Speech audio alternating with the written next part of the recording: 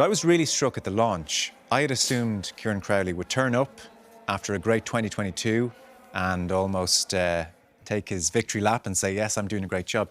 He turned up and he was genuinely fed up, almost fuming with what's happening behind the scenes in Italian rugby. He feels that the academy system, which had been put in place and it was starting to produce, is now being dismantled before his eyes, and it's almost a scandal, really.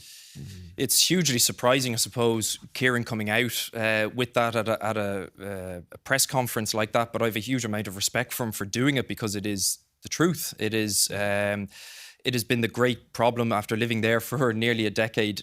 You get so frustrated of seeing such talented players not fulfilling their potential because necessarily the structure hasn't been there. We see what happens with Wales.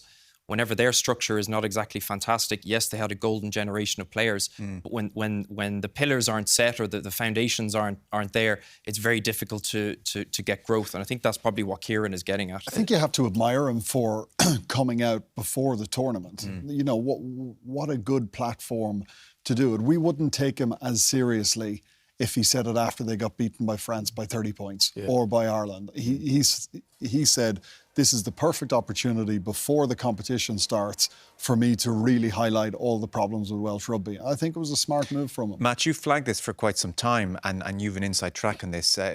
Brilliant academy structure put in place. You said as good as anything as you've seen in the world. And I suppose the clubs are moving against it behind the scenes. Well, great friend of mine and a son of Irish rugby, Stephen Abood, who was probably watching today, set that up.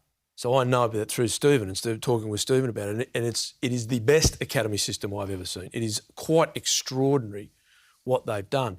And you can see it in the performances of their under-20 teams over the last few years that are winning matches and going close to winning tournaments. They pushed France to within a point only 2 nights ago.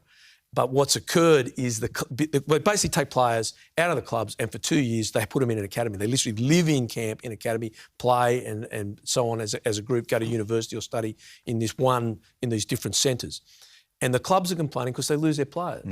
And so the president has got in, has said, I will, I'll represent the clubs and I'll take this academy part and give them back to the clubs. And the clubs it'd be like the AIL. So you're trying to go from AIL to international rugby with nothing in between, or going into the 2 provincial teams they have, but not getting games because you're only a young guy coming into the system. You're just sitting there doing nothing.